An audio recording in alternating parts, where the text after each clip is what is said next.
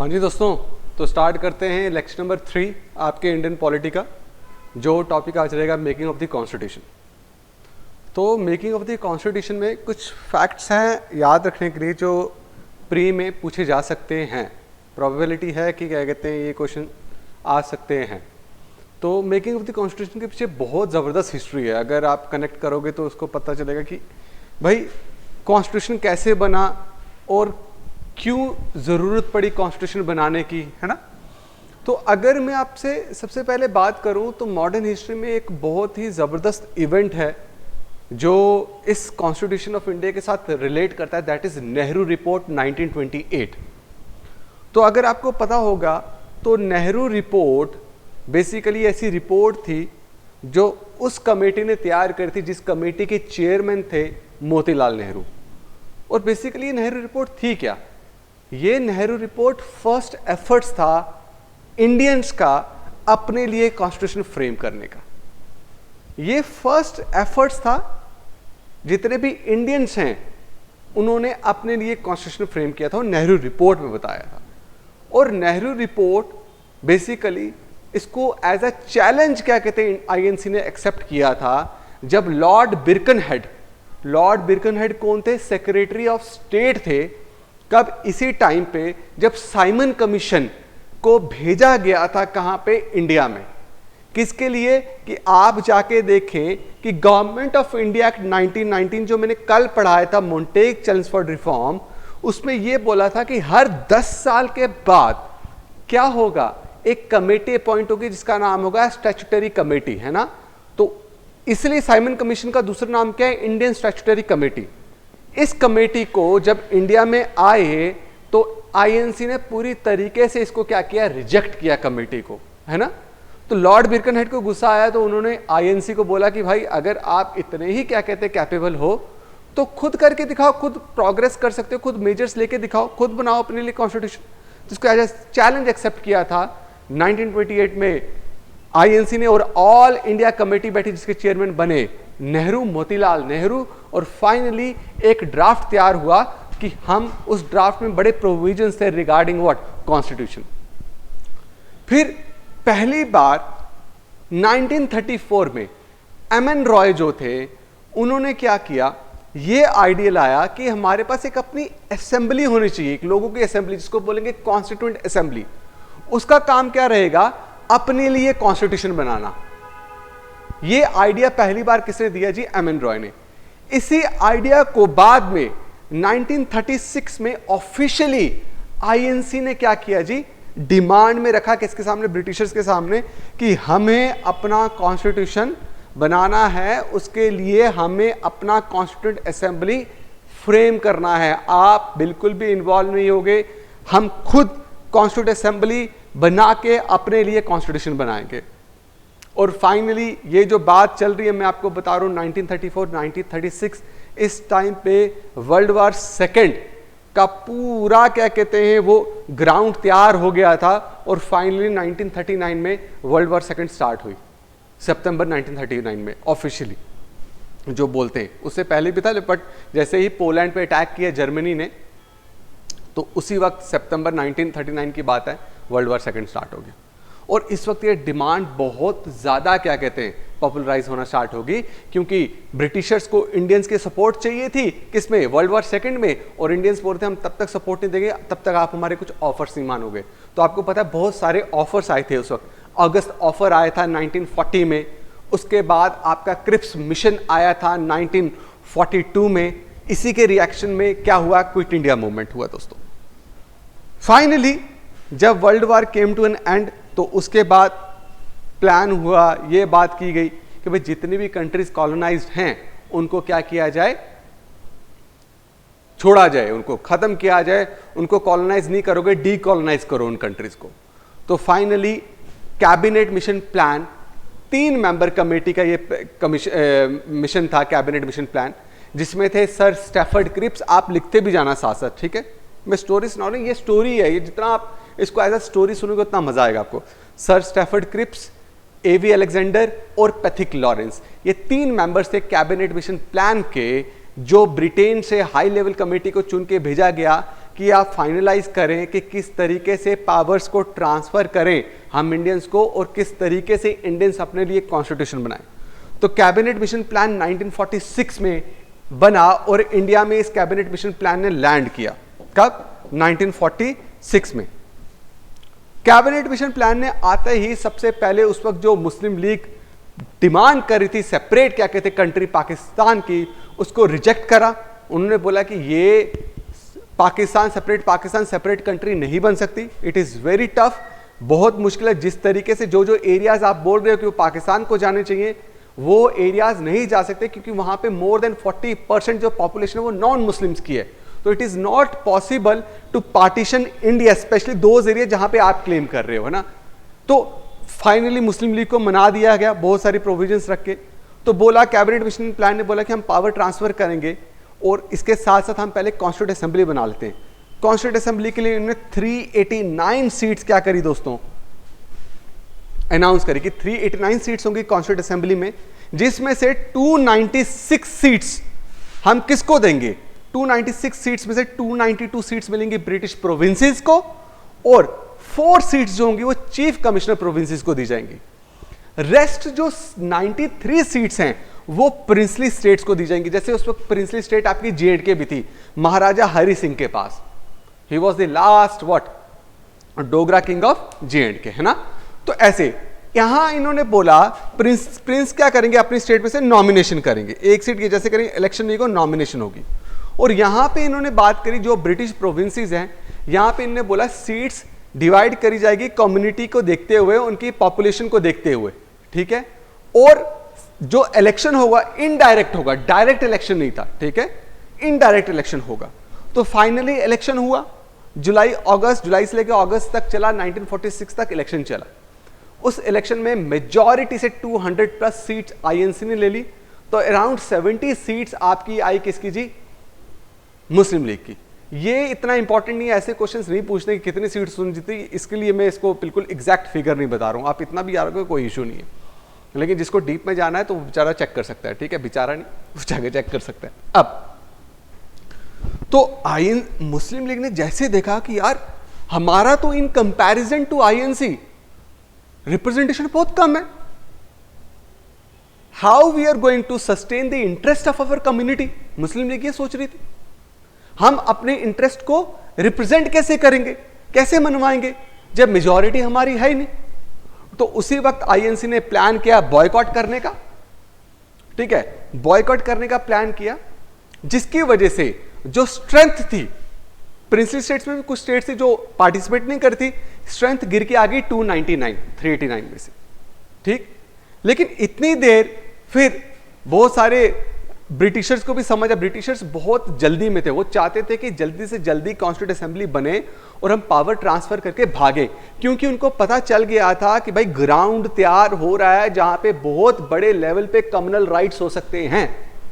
तो वो ऐसा जाते जाते कोई भी ब्लेम नहीं लेना चाहते थे, वो तभी बहुत जल्दी कर रहे थे, उनको बहुत जल्दी थी। तो फाइनली पहली मीटिंग हुई कॉन्स्टिट्यूंट असेंबली की, ये इंपॉर्टेंट है, 9 दिसंबर 1946 को फर्स्ट मीटिंग हुई कॉन्स्टिट्यूंट असेंबली की। और इस वक्त सबसे ओल्डेस्ट मेंबर चुना गया, ठीक है, ओल्डेस्ट मेंबर, उनका नाम था डॉक्टर सच्चिदानंद सिन्हा, इनको चुना गया। फिर 11 दिसंबर 1946 को सेकंड मीटिंग होती है, जिसमें डॉक्टर राजेंद्र प्रसाद को प्रेसिडेंट चुना जाता है, परमानेंट प्रेसिडेंट, और एच.सी. मुखर्जी को वाइस प्रेसिडेंट चुना जाता है, किसका? कॉन्स्टिट्यूंट असेंबली का। इसके साथ एक और बहुत इंपॉर्टेंट हिस्टोरिकल डेट है, दैट इज 13 दिसंबर 1946। इस दिन को क्या हुआ, कॉन्स्टिट्यूंट असेंबली में जवाहरलाल नेहरू ने एक रेजोल्यूशन क्या किया जी, प्रेजेंट किया। उस रेजोल्यूशन का नाम था ऑब्जेक्टिव रेजोल्यूशन। इन्होंने बोला कि भाई साहब कि हम काम तो कर रहे हैं, ठीक है, काम हमारा चल रहा है, लेकिन मकसद क्या है कॉन्स्टिट्यूशन बनाने का, क्या फिलॉसफी है पीछे कॉन्स्टिट्यूशन बनाने का। जो कॉन्स्टिट्यूशन मेकर्स हैं उन्होंने जो वैल्यूज को देखते हुए जो कॉन्स्टिट्यूशन बना रहे हैं उसको किसी ना किसी फॉर्म में रिप्रेजेंट करना बहुत इंपॉर्टेंट है। हमारे क्या गोल्स हैं, कॉन्स्टिट्यूशन बना के भाई हम क्या अचीव करने वाले हैं, क्या टारगेट है, क्या ऑब्जेक्टिव है, किस तरीके की कंट्री हम चाहते हैं, किस तरीके का देश चाहते हैं हम जिसमें सब लोगों को इक्वली ट्रीट किया जाए, वो जवाहरलाल नेहरू ने प्रेजेंट किया in the form of objective resolution. और इसको पास किया कॉन्स्टिट्यूएंट असेंबली ने 22 जनवरी 1947 को, मतलब कॉन्स्टिट्यूएंट असेंबली ने इसको अडॉप्ट कर लिया 22 दिसंबर 1947, 22 जनवरी सॉरी 1947। और ये किस फॉर्म में अडॉप्ट हुआ? प्रीएम्बल के फॉर्म में अडॉप्ट हुआ बच्चा, preamble. Now what is preamble? तो प्रीएम्बल में अगर आपको बताऊं तो प्रीएम्बल एक प्रीफेस है कॉन्स्टिट्यूशन का।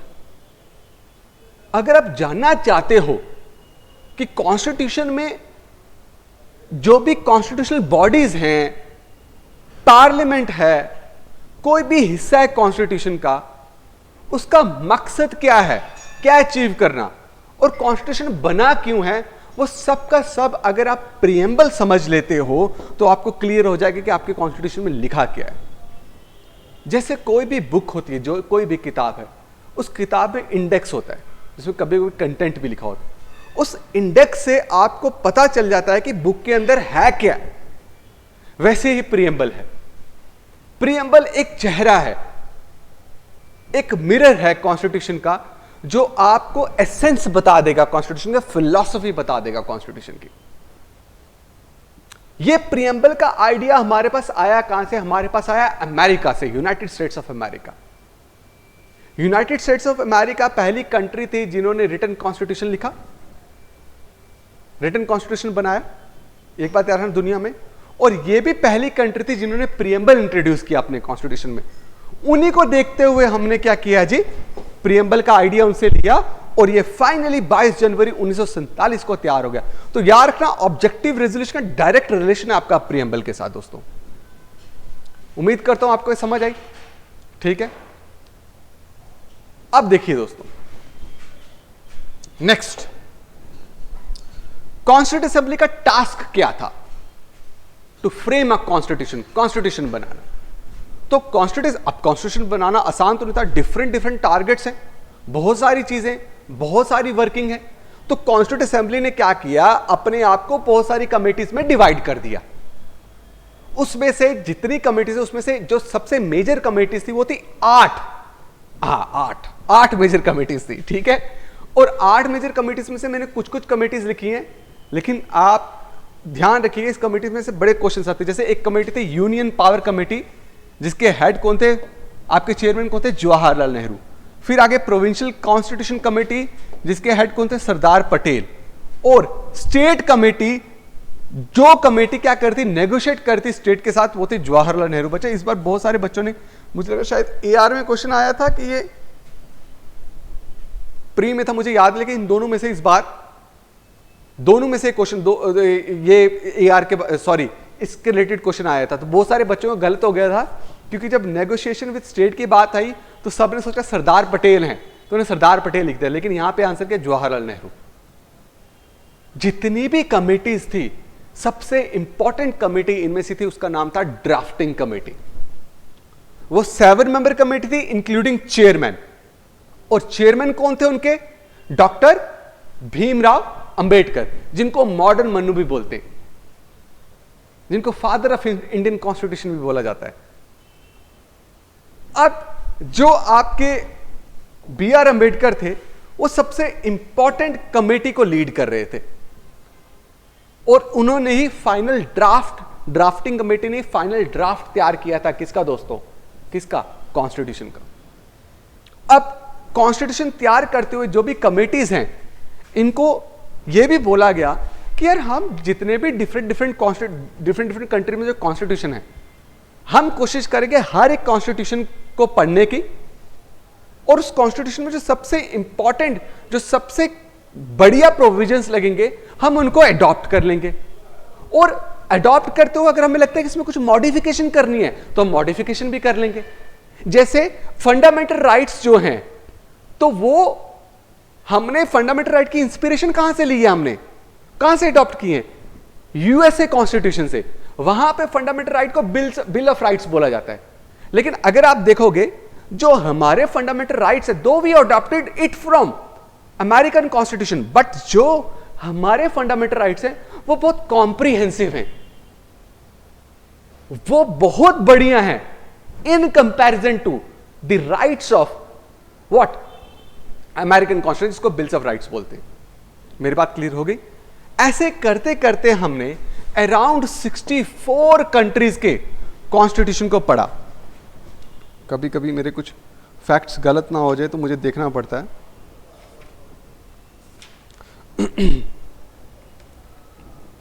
ठीक है, अगर कुछ होगा उल्टा सीधा तो मैं बता दूंगा, वैसे है नहीं है। ठीक है, और हमें 2 साल 11 महीने और अराउंड 17 दिन लगे कॉन्स्टिट्यूशन को कंप्लीट करने में। स्टार्ट हम कब हुए? 1946 में, ऑलमोस्ट 3 इयर्स। कभी कभी डायरेक्ट आपको क्वेश्चन मुझे बताओ जी कितने साल लगे। ठीक है मेरे दोस्तों, फाइनली कॉन्स्टिट्यूशन कंप्लीट हुआ। और कॉन्स्टिट्यूशन कंप्लीट कब होता है? 26 नवंबर 1949 को, 26th of November 1949।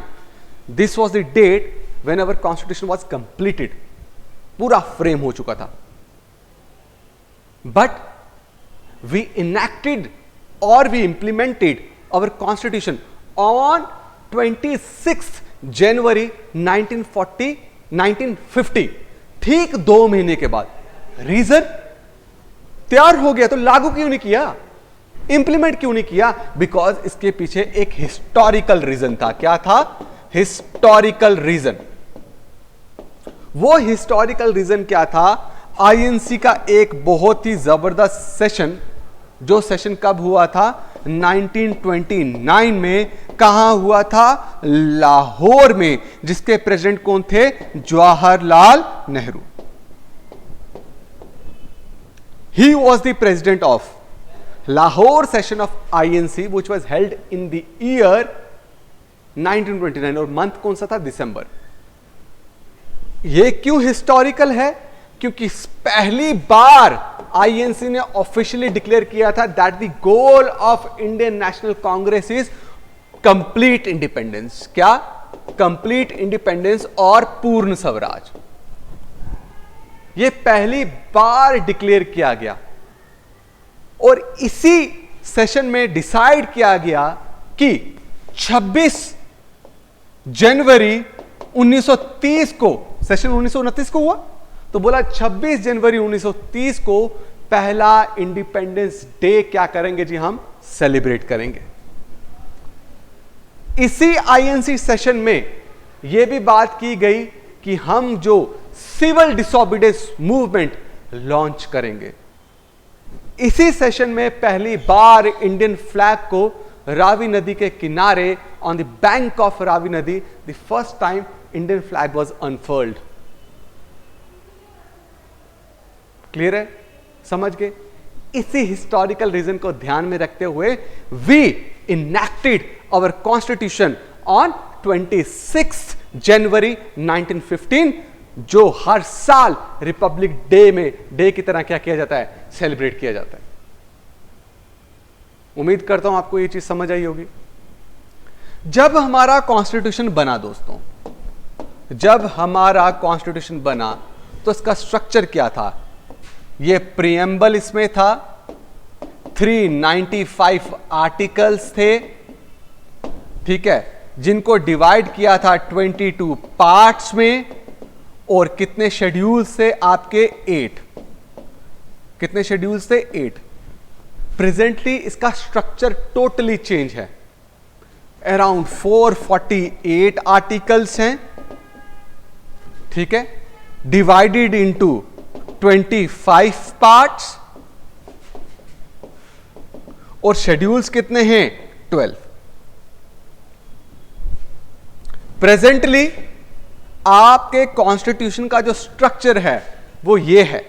ओरिजिनली जब बना था, जब इनैक्ट किया था, तो स्ट्रक्चर क्या था? ये। यहां से यहां के स्ट्रक्चर को चेंज करने में एक प्रोसेस होता है जिसको बोलते हैं अमेंडमेंट प्रोसेस। क्या बोलते हैं उसको? Amendment process. अमेंडमेंट का मतलब क्या? बदलाव। अगर मैं बात कर रहा हूं अमेंडमेंट प्रोसेस की, तो अमेंडमेंट में कोई प्रोविजन हम डिलीट भी कर सकते हैं, कोई नया प्रोविजन ऐड भी कर सकते हैं, और जो ऑलरेडी प्रोविजन एग्जिस्ट कर रहा है उसको हम मॉडिफाई भी कर सकते हैं। उसको हम क्या कर सकते हैं जी? मॉडिफाई भी कर सकते हैं। मेरी बात आपको क्लियर हो रही है? समझ रहे हैं आप क्या बोलने की कोशिश कर रहा हूं? अब हमारा कॉन्स्टिट्यूशन जो है, देखो there are two types of constitution, written और अनरिटन। जो हमारा कॉन्स्टिट्यूशन है दैट इज रिटन कॉन्स्टिट्यूशन, और सबसे लेंथीएस्ट रिटन कॉन्स्टिट्यूशन है वर्ल्ड का। कौन सा? हमारा कॉन्स्टिट्यूशन। ठीक है, आज जो मैंने आपको ये चीजें बताई हैं, इन चीजों में आपके लिए होमवर्क क्या है कि आप बाकी चीजें देखेंगे कि नेशनल फ्लैग कब अडॉप्ट किया, नेशनल एंथम कब अडॉप्ट हुआ, कॉमनवेल्थ के हम कब मेंबर बने, दिस इज इंपॉर्टेंट। कॉमनवेल्थ के हम कब मेंबर बने, पहला प्रेसिडेंट किस डेट को बना, दिस इज इंपॉर्टेंट, आपको ये करना पड़ेगा। ठीक है जी, क्लियर है? समझ रहे मेरी बात? आज हमने मेकिंग ऑफ द कॉन्स्टिट्यूशन को खत्म किया है। बहुत छोटा पार्ट था और मुझे लगता है ये सफिशिएंट है जो मैंने आपको बताया। This is sufficient for you guys, specially for prelims examination.